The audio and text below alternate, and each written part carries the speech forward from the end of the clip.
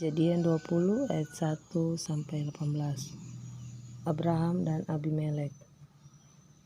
Lalu Abraham berangkat dari situ ke tanah Negeb, dan ia menetap antara Kades dan Syur. Ia tinggal di Gerar sebagai orang asing. Oleh karena Abraham telah mengatakan tentang Sarah, istrinya, "Dia saudaraku," maka Abimelek raja Gerar menyuruh mengambil Sarah. Tetapi pada waktu malam Allah datang kepada Abimelek dalam suatu mimpi serta berfirman kepadanya, "Engkau harus mati oleh karena perempuan yang telah kau ambil itu, sebab ia sudah bersuami." Adapun Abimelek belum menghampiri Sarah. Berkatalah ia, "Tuhan, apakah engkau membunuh bangsa yang tak bersalah? Bukankah orang itu sendiri mengatakan kepada aku, 'Dia saudaraku,' dan perempuan itu sendiri telah mengatakan, 'Ia saudaraku'? Jadi hal ini kulakukan dengan hati yang tulus dan dengan tangan yang suci."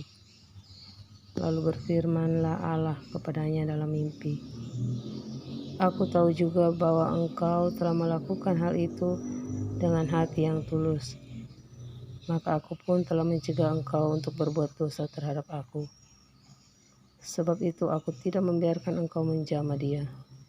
Jadi sekarang kembalikanlah istri orang itu, sebab dia seorang nabi. Ia akan berdoa untuk engkau, maka engkau tetap hidup. Tetapi jika engkau tidak mengembalikan dia, ketahuilah engkau pasti mati, engkau dan semua orang yang bersama-sama dengan engkau." Keesokan harinya, pagi-pagi Abimelek memanggil semua hambanya dan memberitahukan seluruh peristiwa itu kepada mereka. Lalu sangat takutlah orang-orang itu. Kemudian Abimelek memanggil Abraham dan berkata kepadanya, "Perbuatan apakah yang kau lakukan ini terhadap kami? Dan kesalahan apakah yang kulakukan terhadap engkau, sehingga engkau mendatangkan dosa besar atas diriku dan kerajaanku? Engkau telah berbuat hal-hal yang tidak patut kepadaku." Lagi kata Abimelek kepada Abraham, "Apakah maksudmu, maka engkau melakukan hal ini?" Lalu Abraham berkata, "Aku berpikir, takut akan Allah tidak ada di tempat ini. Tentulah aku akan dibunuh karena istriku. Lagi pula ia benar-benar saudaraku, anak ayahku, hanya bukan anak ibuku. Tetapi kemudian ia menjadi istriku.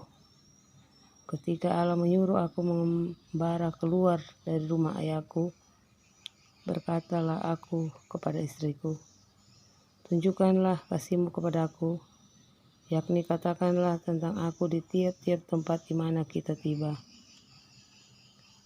Ia saudaraku.'